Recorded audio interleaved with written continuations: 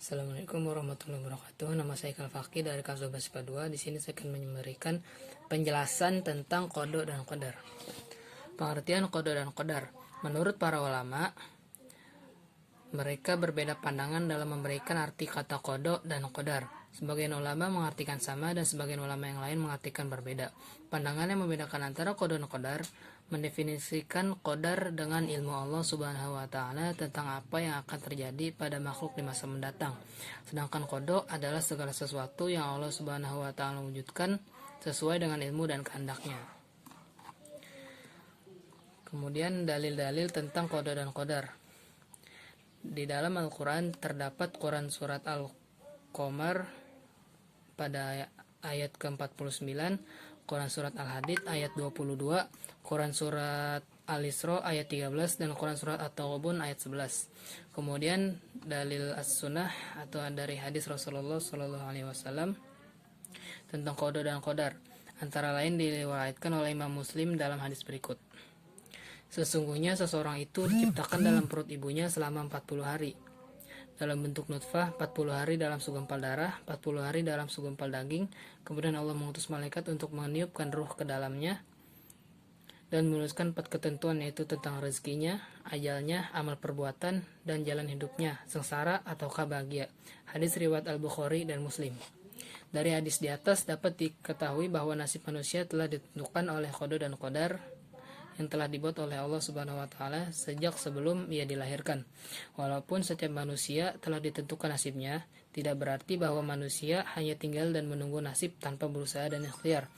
Manusia tetap berkewajiban untuk berusaha sebab keberhasilan tidak datang dengan sendirinya. Kemudian kita juga sebagai manusia harus wajib mengimani dan percaya kepada qada dan qadar. Kemudian ada takdir. Macam-macam takdir ada 2, takdir mu'allaq dan takdir mubram. Yang pertama takdir mu'allaq. Takdir mu'allaq adalah takdir yang erat kaitannya dengan ikhtiar manusia. Misalnya seorang siswa bercita-cita ingin menjadi insinyur pertanian. Untuk mencapai cita-citanya itu ia belajar dengan tekun. Akhirnya apabila ia cita-citakan menjadi kenyataan, ia menjadi insinyur pertanian. Dan itu adalah contoh dari takdir mu'allaq, yang mana takdir itu bisa kita ubah dengan usaha kita sendiri.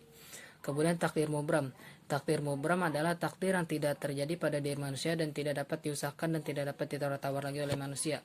Misalnya ada orang yang dilahirkan dengan mata sipit atau dilahirkan dengan kulit hitam, sedangkan ibu dan bapak kulit putih dan sebagainya. Jadi takdir mubram itu adalah takdir yang tidak bisa diubah walaupun kita sudah berusaha semaksimal mungkin. Kemudian makna beriman kepada qada dan qadar. Beriman kepada takdir selalu terkait dengan 4 hal, yaitu selalu berhubungan dan tidak terpisahkan. Keempat hal itu adalah iman kepada takdir itu sendiri, ikhtiar, doa, dan tawakal. Kemudian hikmah beriman kepada qada dan qadar. Yang pertama, semakin meyakini bahwa segala sesuatu yang terjadi di alam ini tidak lepas dari sunatullah. Yang kedua, semakin termotivasi untuk senantiasa berikhtiar untuk berusaha lebih giat lagi dalam mengajar cita-citanya. Yang ketiga, meningkatkan keyakinan akan pentingnya peran doa bagi keberhasilan sebuah usaha. Yang keempat, meningkatkan optimisme dalam menatap masa depan dengan ikhtiar yang sungguh-sungguh.